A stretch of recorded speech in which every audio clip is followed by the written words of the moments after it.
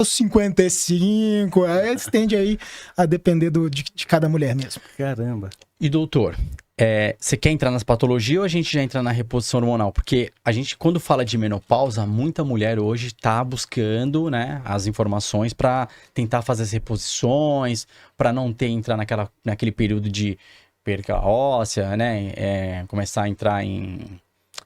A gente fala, a produção de cálcio cai, né, geralmente nessa fase. Na verdade, a formação óssea não é nem reabsorção. A formação óssea é que ela fica meio que paralisada. Então existe uma reabsorção óssea, uma retirada de cálcio dos ossos para a corrente sanguínea. E isso causa osteopenia e osteoporose. Que é aquele ciclo, né? Tipo osteoblasto, Isso, o osteoclasto ele fica mais ativo na menopausa. Exatamente. E aí, para ativar, a reposição hormonal ajuda ou não? Ajuda muito. É isso aí. Ajuda muito.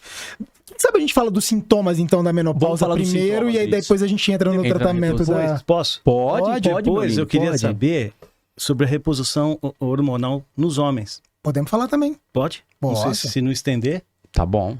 Pode ser? Pode. Vamos lá. A primeira coisa, assim, então, falando de climatério. Sim. Né? Então, no climatério, as primeiras coisas que eventualmente vão aparecer são aquelas ondas de calor, que 75% das mulheres vão apresentar. Então é muita gente. 3 a cada 4 mulheres vai ter onda de calor. Então é muita gente. Né? Então esse é o principal sintoma desse período do climatério. Mas a gente tem outros. A gente tem a irregularidade menstrual. No começo, em geral, a menstruação ela fica mais próxima uma da outra. Então uma mulher que menstrua a cada 28, 30 dias, ela começa a menstruar a cada 15 dias. Depois, essa menstruação começa a se espaçar. Então, a mulher que menstruava a cada 28 dias, agora começa a menstruar a cada 60 dias, 70 dias, 80 dias, até chega um momento que ela pode menstruar uma vez, menstruar daí a 6 meses, até chegar a famosa menopausa, que é quando vem aquela última menstruação e ela nunca mais menstrua. Tá? Então, essa irregularidade menstrual também é muito frequente nesse período. Outras coisas que podem surgir nesse processo. Então, enfraquecimento de unhas, enfraquecimento de cabelos, ressecamento vaginal, perda de urina, como incontinência urinária.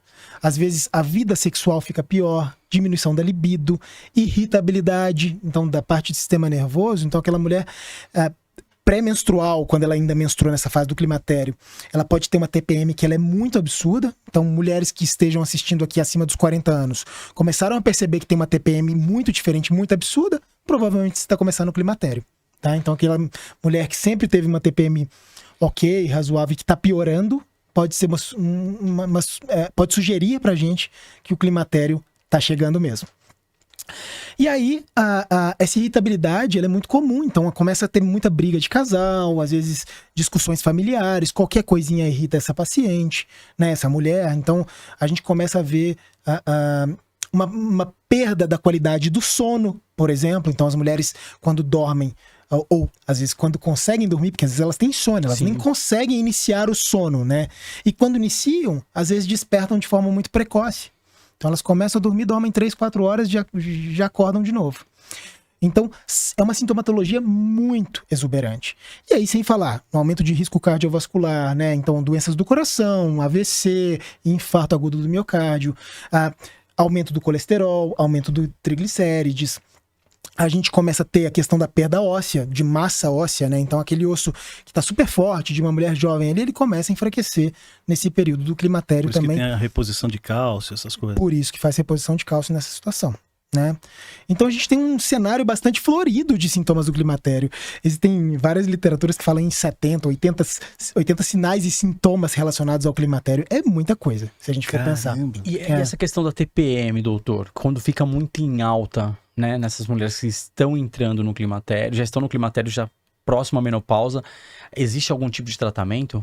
Existe, claro que existe. Por exemplo, mulheres que têm essa irregularidade menstrual muito intensa, a gente geralmente fornece algum tipo de hormônio para regularizar o ciclo, né? Porque ninguém merece. Você imagina uma mulher menstruando 2 vezes, 3 vezes no mês, né? E às vezes são sangramentos intensos. Às vezes o volume menstrual também aumenta nesse período. Então uma mulher que sangrava 2, 3 dias, 4 dias, hoje ela começa a sangrar 15 dias.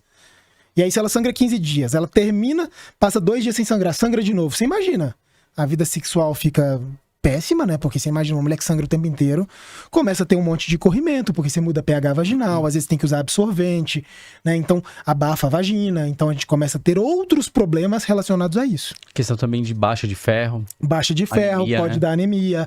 Tem mulheres que, inclusive, tentam tratamento clínico, tentam fazer uso de hormônios, tentam várias medidas e ainda assim não controlam. Às vezes precisam de uma cirurgia para tentar controlar o sangramento. Caramba, bicho. Então são fases... Quantas pessoas, vocês já viram que tiraram o útero nessa fase do climatério? Sim. É bem isso muito, mesmo. é muito. Ou por mioma, porque os miomas também crescem mais nesse período. Então de 35 a 50 anos aí é um período de crescimento desses miomas.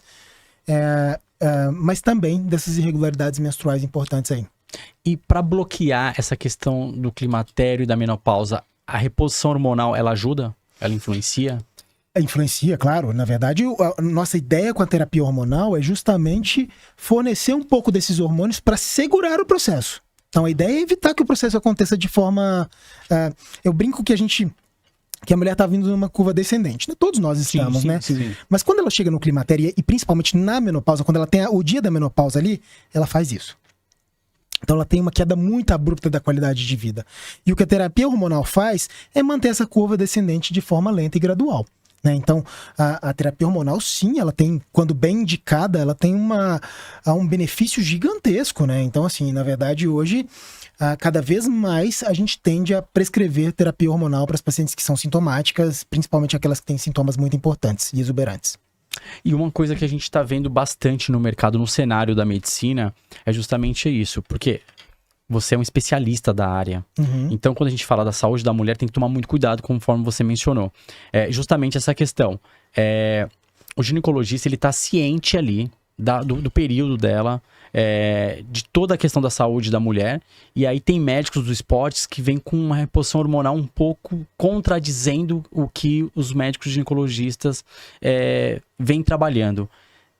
Ocorre realmente isso, doutor? Ocorre. Se você pegar no seu consultório? Eu vou te dizer que assim, a gente tem um problema hoje muito grande, que são médicos, às vezes que não têm especialidade nenhuma, cuja formação é somente a medicina, nunca se especializou em endocrinologia ou em ginecologia, prescrevendo hormônios. E aí a gente cai num problema muito grande, que é um cara que não conhece o negócio a fundo, né? Não fez uma especialidade daquilo para prescrever de forma adequada. E aí essas pacientes depois vão cair na gente. para tentar resolver o problema delas, entendeu? Então, que aí eu recomendo pro pessoal de casa, tenha atenção com o médico que você está passando, dá uma olhada no currículo, vê o que ele fez de especialização, né? Se tem realmente um preparo científico e conhecimento baseado em evidência para prescrever as medicações que você está utilizando, né? Acho que isso é um ponto bastante importante para deixar para o público de casa. Sim. O Guina, eu falo bastante sobre isso, sabe? Porque é o seguinte, quando o doutor ele traz esse tema pra gente aqui, o que acontece é o seguinte, a medicina ela tem que também se conversar. Às vezes não se conversam. Então, tipo assim, a paciente, ela vai no médico do esporte, que ela treina, tá? Ela tá com quase 50 anos, ela vai lá treina, e aí o médico passa hormônio pra ela tomar, pra ela ficar legalzinha. Só que esse médico, ele não entra em contato com o médico ginecologista dela. E aí entra nessa questão. O médico tá fazendo um trabalho na questão de hormônios femininos com ela, e aí o médico do esporte trabalha um excesso de hormônio masculino. É isso aí que ele quer tá passando, é isso? Doutor? Exatamente, falou tudo.